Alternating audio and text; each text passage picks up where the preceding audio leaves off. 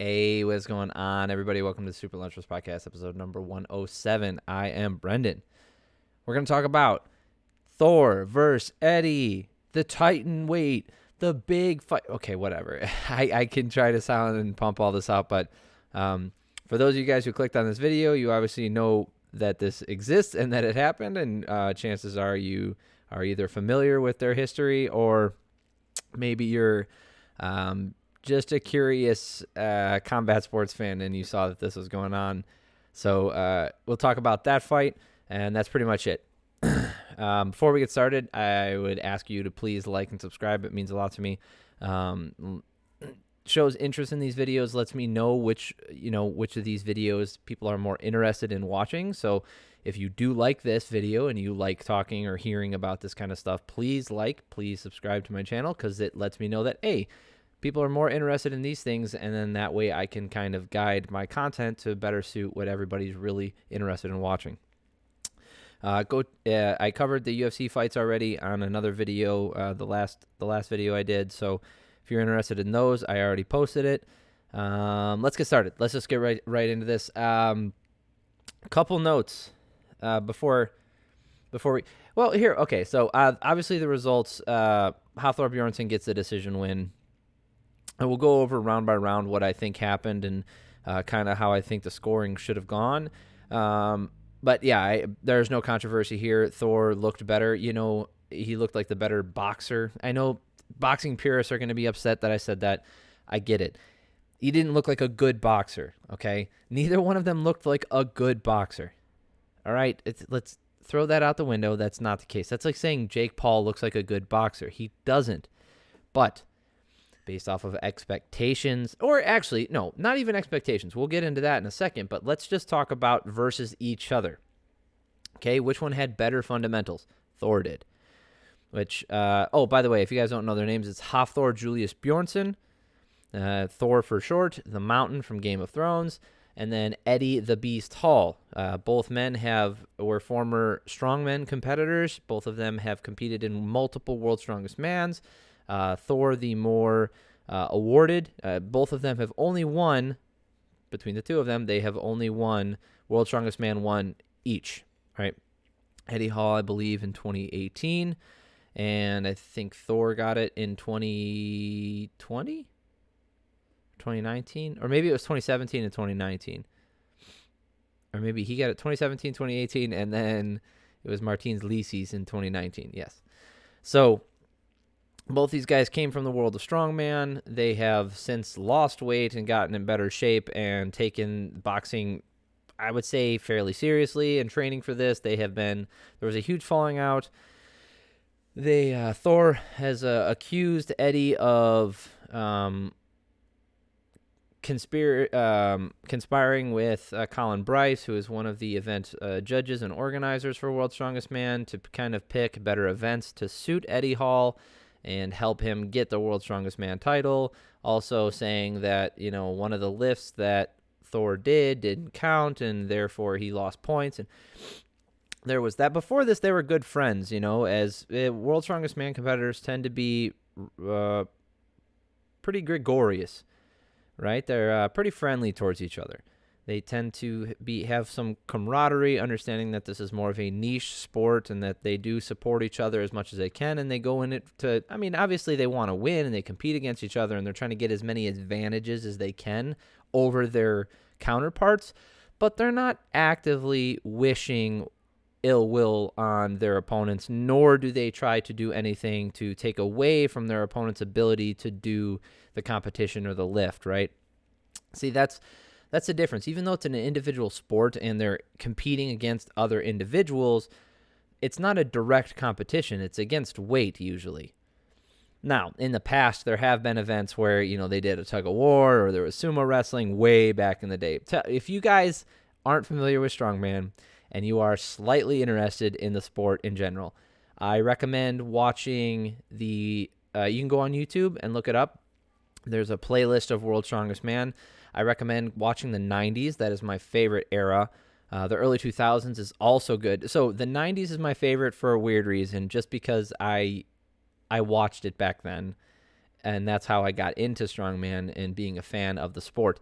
The early 2000s and the like the noughts and then the 2010s are probably the best and most professional competitions. I would say especially the 2010s. The early 2000s and the noughts in general from 2000 to 2010 made it kind of still had a little bit of that hinky 2000 or that 1990s quality about them, like flipping actual cars over, because there's just so many added variables into that don't really tell you, oh, hey, this guy is better at competing than this guy is, because when you're trying to flip a relatively rectangular object in a circle, it's not going to have the most reliable results based off of strength or skill or technique, right? There's too many variables, and it's just silly. But that's kind of why I like watching the 90s ones, because maybe not necessarily the strongest man won. There was some weird things that happened and made it more interesting. Not more interesting in a different way, because I really do enjoy the 2000s. And then the rise of Zydrunas Savickas, who is, in my opinion, the strongest man ever to live, ever to be on this planet, is Zydrunas. Anyway, I am a huge fan of World's Strongest Man. But like I said, these guys are both come from that world. And there's, I spoke a little bit about it, so if you're not familiar with it, like those things that I just mentioned, flipping cars over, throwing kegs over a wall, throwing stones over a wall, holding up a wheelbarrow and walking in a circle with, like, that weighs 600 pounds and walking in a circle, putting 600 pounds on your back and walking, or 1,000 pounds on your back and walking, 100 feet or something like that. These kind of events and techniques and skills don't necessarily translate into combat sports. Right, the former World's Strongest Man competitor, Mariusz Pudzianowski, he has a record for most wins with 5. So he is currently, I think he still currently fights in MMA. But people don't mention this. Before he was competing in World's Strongest Man, he was a Golden Gloves boxer in Poland. And yes, that doesn't mean you're necessarily the best boxer or best at combat sports, whatever, but he does have combat training, okay? Like he's familiar with combat sports. He was a boxer, so he had traditional martial arts training while lifting weights, and then obviously he became World's Strongest Man afterwards. So it's not unheard of for the strongman competitors to move into the world of combat sports, and I don't think it's impossible, but like I'm just trying to emphasize here that these guys are not designed to do this. Their physiques are not designed to do it, even though they have both lost significant amounts of weight since their World's Strongest Man competition days. Their world record, both of them have held the record at different times of the biggest deadlift in the world. Eddie Hall setting the infamous 500 kilogram record, which was a huge jump from the previous 466 kilogram, which he also held. And then Thor beating it a few years later, I think like 3 years later, I think in 2020, he broke it and he got 501. So, yes, that's impressive because weight is weight. He lifted more weight, but the jump was only 1 kilogram, and I think Eddie Hall could have done that as well. So, I mean, it's cool. Their careers, they're both about the same age. So they fell out. They didn't like each other. Like I said, they've been training for something completely different. They're both extremely heavy individuals. Each one of their arms probably weighs as much as a lot of us do, right? I mean, I'm currently about 200 pounds, and I'm guessing one of their arms probably weighs close to 60 or 80 pounds. Like, they're just monsters of men. Thor is 6'9". Eddie Hall is 6'3", and he's a smaller competitor when it comes to World's Strongest Man these days. Eddie Hall used to be over 400 pounds. Thor used to be over 400 pounds. And they both have been taking this kind of boxing training seriously. So we've gotten to this point where they've transitioned their bodies over in not a significant amount of time, to be honest with you, only a few years removed from competing at the highest level in the strongman community, and they're in a boxing ring. So let's go round by round here, and I'll talk about what I think, how the scoring should have gone, in my opinion. I'm not the biggest boxing aficionado, right? I am familiar with the rule set as far as like when someone gets a knockdown, it's supposed to be it's an automatic 10-8 for the person who did the knocking down, unlike in MMA where that rule does not exist. So I'm familiar with like the basics of scoring because obviously the 10-point must system has been translated to MMA, but there are some differences, and also the scoring system, it's relatively the same, right? The person who does more damage should get the 10, and the person who does less damage should get the 9. So in the first round, the height difference was a big one, right? So 6 inches in height going to Hafþór, and it was creating some really awkward exchanges. So every time Eddie would try to move in, Thor's punching down, and it was kind of awkward, but Thor was using his jab very well. He was through like 1,000 jabs this match. It was fantastic to watch. I tried to find the striking numbers. I couldn't find them anywhere. We will talk about Seji TV, which is the broadcaster / app that I had to go through to watch this. Eddie was loading up and throwing some big overhand rights, trying to knock him out, especially in the first round, but throughout the whole fight and didn't really land any. And Eddie had his right eyebrow busted up after the first round because of all of those jabs. And, Thor did throw some straights in there as well and landed a couple of those. The cleaner boxing, and for sure he outlanded Eddie in that first round. 10-9 goes to Thor. And then in the second round, a big shot from Eddie. I think there was a technical knockdown. That's where a fighter is, after a strike is landed, a fighter falls backwards but is held up by the ropes. So if the ropes weren't there, he would have fallen down. Therefore, it would have counted as a knockdown and you get a 10 count. So I'm pretty sure that happened. But Eddie just kept swinging so big and missing. And there was another point where there was a no knockdown and it was ruled a trip. And Thor went down real quick, and he popped right back up, so it was no big deal. But I mean, it was kind of a punch, kind of a push, so it was a little bit weird. But because of that knockdown early in the round, you got to give it 10-8 to Eddie. So it was 18-19, right? So 19-18 in favor of Eddie going into the third round. Third round, Eddie was leaning really far down, like leaning back. It was very awkward. He was like hunched over and leaning towards his right to avoid those the big jab coming from Thor and making him have to reach over his body to kind of reach him. And it just made for a very awkward one. And Eddie was just throwing big looping shots. And then right near the end of the round, Thor dropped Eddie with a beautiful straight. And there's his 10-8. So I had it 28-27 in favor of Thor after the third round. Fourth round, Thor's jab was just setting the tone for the whole match. Okay, Eddie just couldn't handle couldn't land good shots. He was throwing one at a time. Those big looping right hands, throwing one at a time. Thor kind of just went on autopilot and took over. And yeah, he was mixing in stuff, but he wasn't really throwing combos either. The biggest difference here was the activity. So the problem is between the two fighting styles that we saw here. And we'll go over it at the end because let's go to the fifth round. So I gave that fourth round easily to Thor, 38-36. Round number 5, Thor not letting Eddie in at all. The jab was holding him at range. Eddie was not able to find a way in. He really needed to throw like a 3 or 4 punch combo, and I could tell he was kind of getting gassed at this point. Eddie with that weird leaning forward and away technique, it was not very effective, and Thor was way up, and Eddie needed a finish because going into the final round, the sixth and final round, Thor should have been up 48-45. In the last round, more of the same. Didn't see a sense of urgency from Eddie. Kind of unfortunate that was the case. And then Eddie went down again. Not a great look for him, but he got knocked down a couple times, I believe, in the last round. 58-53 is my final scorecard in favor of Thor. Biggest takeaway here, what allowed Thor to win this fight so easily, in my opinion, was the jab first strategy.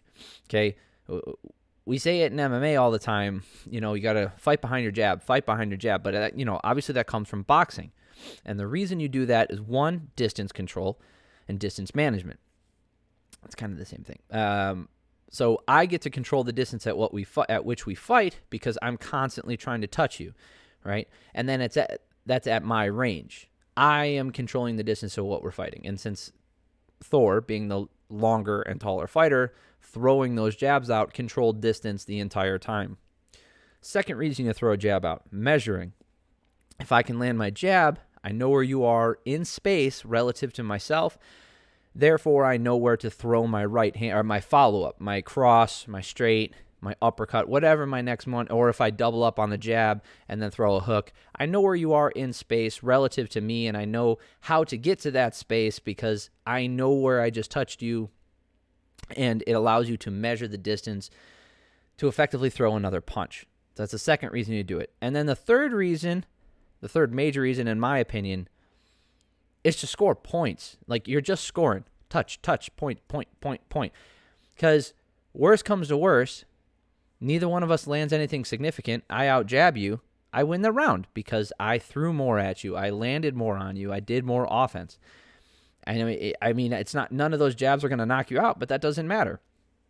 So the strategy coming from Thor was measure, throw jabs, kind of play it safe. You know, he wasn't super aggressive trying to knock Eddie out. He was really trying to win a boxing match, and that's what he did. So he threw out that jab, constantly measuring, and he landed some good shots on his own. I'm not going to poo-poo the guy saying, like, oh, he wasn't trying to throw anything else. Obviously, he put Eddie down twice. And then on the flip side, what did we have? Eddie waiting to throw his big shots. So in the meantime, before he throws another big right hand, you know, he's been jabbed 4 or 5 times. And because of that, you know, those 4 or 5 points that go towards Thor, if I can land, or if Eddie had landed a big right more often, you know, can outweigh those 4 or 5 jabs. But it just wasn't happening. He needed to switch up his strategy. It was not working. And that's what allowed, really, Thor to just walk away with this one. I don't think it was competitive at all past the third round. It really just looked like, like an exhibition match where one guy had been training to win a boxing match and the other guy was training to knock the other guy's head off. So it's unfortunate because I really do like Eddie Hall. I think he's a fun character. I follow him on, he's got a great YouTube channel. He's a fun dude. His story is amazing, how he became World's Strongest Man, where he came from, how he was a competitive swimmer, you know, one of the best swimmers in England for his age group at one point, moving into strength competitions and, you know, saying, I'm going to be World's Strongest Man, becoming the first person to ever lift 500 kilograms off the ground in human history. Just incredible. Like, he has such a cool story. He's got a documentary about him on Netflix that doesn't even cover, you know, a lot, his whole career, and it's still amazing. I think it's called Eddie Strongman. So I love that stuff. And I think Thor is a good story as well. It's just, he's so physically gifted. It's hard to say, like, oh man, the struggles he had to go through. The dude's 6'9" and just toe to head, like head to toe muscle, man. Like, he's just built for this sport. And, you know, it's unfortunate that he exists in the time that he does, having to compete against people like Zydrunas Savickas and Eddie Hall and Brian Shaw, who's, you know, his American counterpart, in my opinion, being this virtually the same size, because, you know, he just wasn't able to put it together and win World's Strongest Man as many times as he possibly could have had those other guys not existed in his era. So this fight, now let's talk about the experience, because I do have some things to say about this. Seji.tv, which is the app you download to watch this fight. I don't know what their deal is, right? I don't know what their market they're going after necessarily. I don't know their history. I don't know any of that stuff. But I can tell you, it is clunky. It's bad. And their web interface, which is how I initially tried to watch it, was horrendous. I finally found something worse than ESPN Plus. It's Seji.tv. That being said, the production quality and I thought was excellent. I thought the lighting was great. I thought the sound was awesome. I thought the cuts were great when they did them at the right time. The commentary was fine. I didn't see any problems with the commentary. The production quality was very high. It was getting it to the consumer that seems to be the issue. I understand but here's the thing. It was also free. I didn't have to pay for this to watch it. So I will give up a lot of things because of that. I will give up a lot of creature comforts as far as my usability. That's why I'm so hard on ESPN Plus, is because one, it's coming from a giant fucking organization in ESPN who is owned by a large, which sports, right? That's their whole fucking deal. And they're owned by one of the largest media conglomerates in the world, if not the largest, in Disney, who has two other streaming services that get their shit together, Disney Plus and Hulu. So I pay for all of them, and ESPN Plus is clunky. It's bad. It does not save things well. It doesn't play things well. Like on your phone, you have to have perfect service. Otherwise, it's going to pause video. It's so bad. Everybody else can get their shit together. Why can't ESPN Plus? If ESPN Plus was free, maybe these complaints don't happen. Maybe, like, how am I supposed to complain about something that I can just watch for free? Like, if YouTube had problems, it's free, whatever. Well, ESPN Plus is not free. I pay for it, right? FlexCast, where you get Eagle FC, that's free. I understand they have some growing pains, but overall, I think their service and their, usability is pretty good. Seji, not so great. This is my first experience with it, so going forward, I will see if they hold any more events or anything else I'm interested in and I can watch on there. So I will let you know if there's anything related to combat sports I end up talking about through Seji TV. But as far as my experience, the user experience for this one, not great. Boxing experience, as far as the quality of the boxing inside the ring, I think collectively we can all agree that it's better than what we were. I mean, unless you were really expecting them to have a halfway decent boxing match, I think a lot of us are. I was surprised. Like, I think a lot of us should be surprised at how competent both men looked, even though Eddie had that weird, awkward style, and I don't think, obviously not an effective boxing technique with the way he utilized it.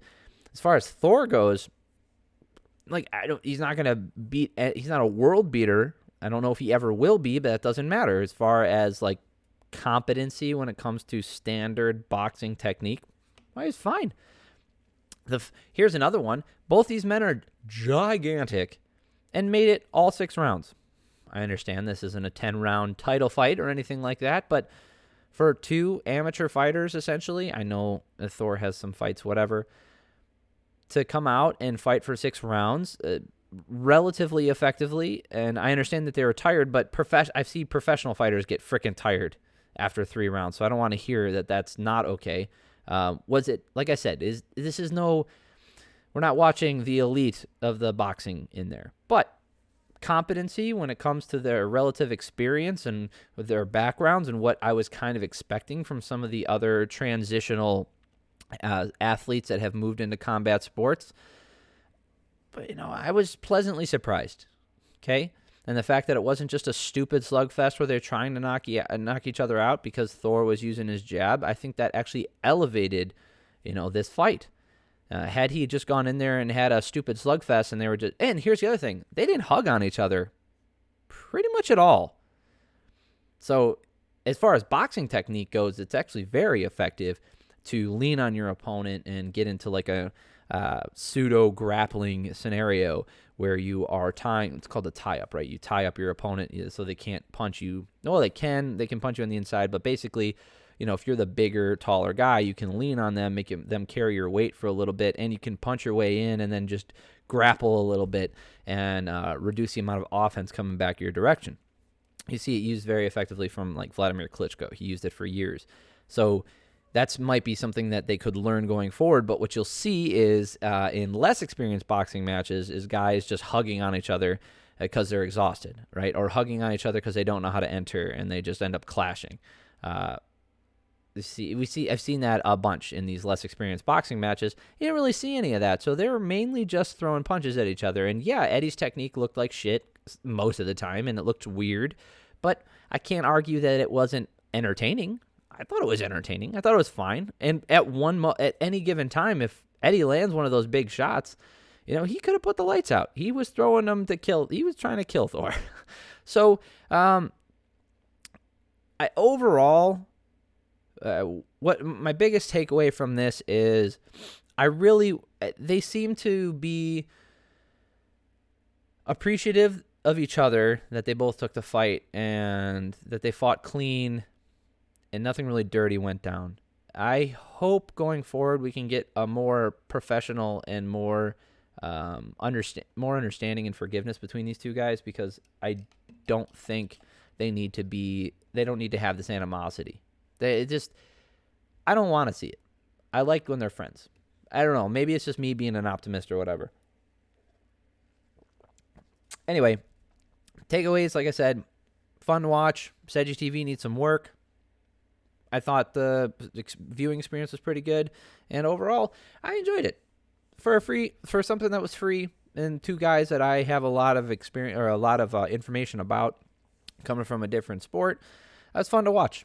So, you let me know what you think, right? Let me know what you thought about the fight. Was it a total shit show to you? Did you hate all of this? Do you even know who these guys are? Why did you make it this far in the video if you don't know who these guys are and you watched me all the way? If you did just to hear about them, I love you. You're the best. Thank you. I really appreciate it. Means a lot to me, though. It really does. Again, I said it at the top. I'll say it now. Please, if you did like this stuff, let me know. Like, subscribe, comment down below. Let me know what you thought about the video, what you thought about the fight, what you thought about these two guys going forward. Are you interested in Strongman going forward now? Or are you less interested now that you saw these two ding-dongs in the ring? So let me know about all those things, and that's it. I hope everybody has an amazing week. Love y'all.